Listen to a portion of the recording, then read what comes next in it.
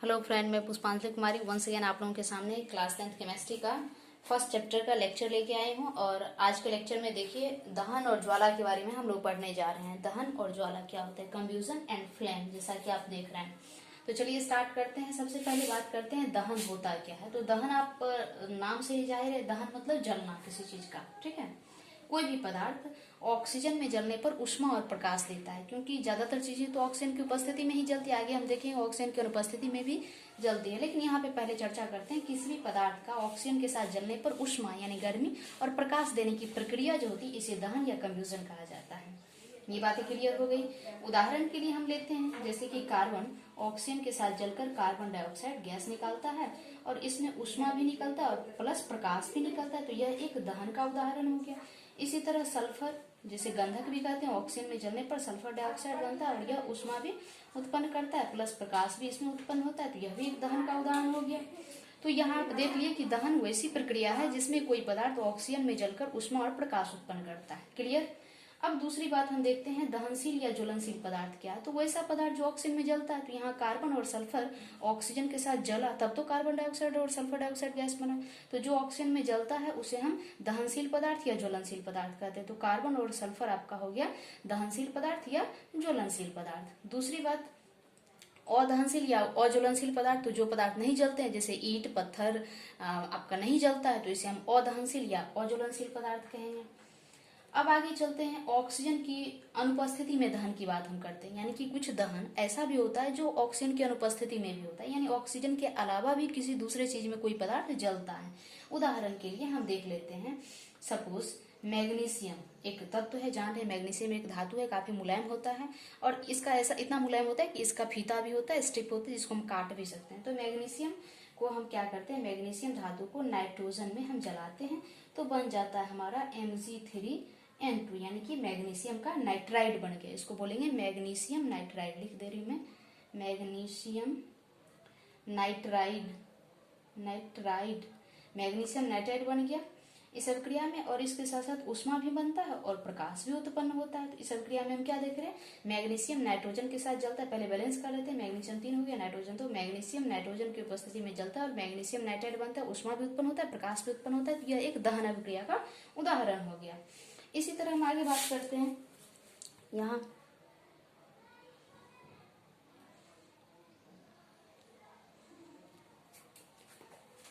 आगे देखिए दूसरा एग्जाम्पल हम लेते हैं C25H52, यानी कि C25H52 यह मोमबत्ती का सूत्र होता है जिसे हम कहते हैं पेंटाकोशन। पीछे के लेक्चर में बता चुके हैं पेंटाकोशन, यह मोमबत्ती हो गया।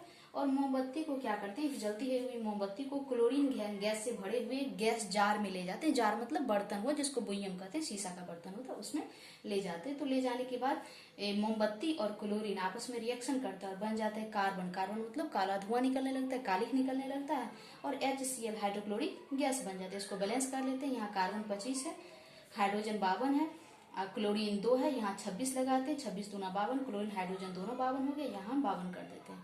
तो देखिए मोमबत्ती पेंटाकोशन जिसे कहते हैं, ये मोमबत्ती का फॉर्मूला हुआ। मोमबत्ती यह हाइड्रोकार्बन है और एक क्लोरीन के साथ जब क्लोरीन की उपस्थिति में जलता है तो यह कार्बन और HCl हाइड्रोक्लोरिक गैस बनाता है, यह हाइड्रोजन क्लोराइड गैस बनाता है। फिर आगे देखेंगे जब जल के संपर्क में आता है तब यह अम्ल बनता है।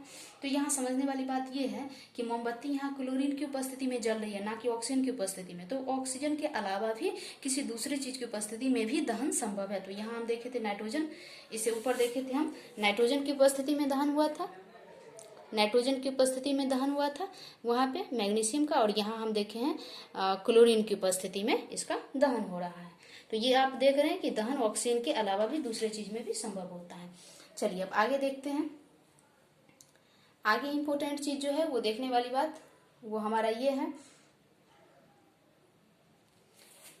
दहन का पोषक पदार्थ और दहन का अपोषक पदार्थ। तो पोषक पदार्थ जो जलने में सपोर्ट करते हैं, जैसे हम अगर यही एग्जांपल देख लेते हैं, पीछे एग्जांपल से ये चीजें ज्यादा क्लियर हो जाएगी आपको। यहाँ पे मोमबत्ती जला तो जो जलता है उसे ज्वलनशील पदार्थ या जलनशील पदार्थ कहते हैं या दहनशील पदार्थ कहते हैं। और जो जलने में मदद करता है, सपोर्ट करते हैं, यानी क्लोरीन मदद कर रहा है जलने में, तो इसको हम दहन का पोषक पदार्थ बोलते हैं। सपोर्टर ऑफ कंब्यूजन बोलते हैं। तो क्लोरीन हो गया दहन का पोषक पदार्थ।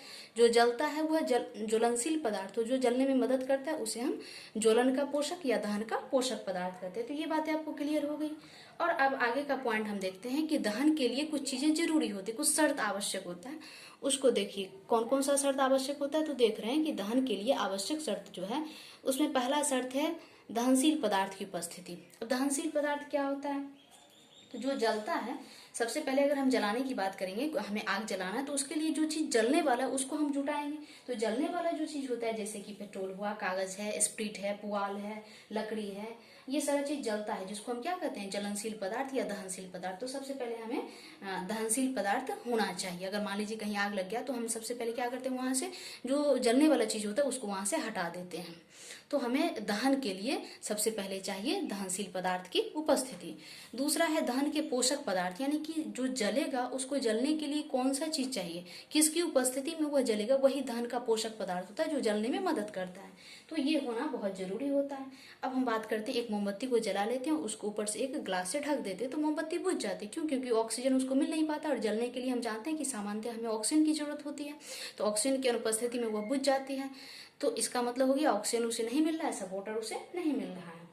ऐसे ही आप देखते हैं कि लैंप हुआ, लालटेन हुआ, उसमें ऊपर से छोटा छोटा छेद होता है, उसका ढक्कन वो आधा खुला होता है ताकि उसको हवा मिल सके और हवा की उपस्थिति में वो धीरे धीरे जल सके। तो जलने के लिए ऑक्सीजन की जरूरत होती है। तो जलने में जो मदद करता है उसे दहन का पोषक पदार्थ कहते हैं। और दहन का अपोषक पदार्थ क्या होता है? तो कार्बन डाइऑक्साइड दहन का अपोषक पदार्थ, यानी कार्बन डाइऑक्साइड गैस की उपस्थिति में आग बुझ जाती है। इसीलिए जो फायर ब्रिगेड होता है, अग्निशामक होता है, जिसको दमकल कहते हैं, आग बुझाने वाला यंत्र, तो उसमें कार्बन डाइऑक्साइड गैस ही उससे निकलता है जो आग को बुझा देता है। तो कार्बन डाइऑक्साइड गैस आग को बुझाता है, इसलिए उसे हम दहन का अपोषक पदार्थ कहते हैं, नॉन सपोर्टर ऑफ कंब्यूजन कहते हैं। अब अगला पॉइंट है ज्वलन ताप की प्राप्ति। तो ज्वलन ताप की प्राप्ति की बात अगर हम करते हैं तो ज्वलन ताप वह न्यूनतम ताप होता है जिस पर कोई पदार्थ जलना शुरू कर देता है। तो किसी भी चीज को जलने के लिए ज्वलन ताप का होना बहुत जरूरी होता है। उदाहरण के लिए, एग्जाम्पल के लिए हम बात करें, अगर कागज के एक टुकड़ा को जलाना है तो माचिस की एक तीली हम जलाते हैं और उस तीली से वह जल जाता है। इसका मतलब तीली में जो उष्मा है उतनी उष्मा कागज को जलाने के लिए पर्याप्त है। तो वही उसका ज्वलन ताप हुआ, यानी माचिस की तीली से प्राप्त उष्मा से कागज को ज्वलन ताप की प्राप्ति हो जाती है। लेकिन अगर माचिस की एक तीली से हम लकड़ी के एक बड़े कुंदा यानी सिल्ली को जलाने का प्रयास करें तो वो नहीं जलेगा। क्यों? क्योंकि माचिस की तीली में जो उष्मा है उस उष्मा से उसको ज्वलन ताप की प्राप्ति नहीं हो पा रही है। तो ये बातें आप समझ गए होंगे कि दहन के लिए आवश्यक शर्तें कौन कौन सी चीजें होती। चलिए अगले लेक्चर में हम लोग आगे की चीजें डिस्कशन करेंगे। आज के लेक्चर में हम लोग देख लेते हैं, इतना कुछ हम लोग पढ़े हैं। ऊपर से दहन पढ़ लिए, ऑक्सीजन की उपस्थिति में दहन, दहन का पोषक, दहन का अपोषक और दहन के लिए आवश्यक शर्तें पढ़ लिए। तो चलिए आप देखिए, चैनल को देखिए, लाइक शेयर और सब्सक्राइब कीजिए। Thanks a lot.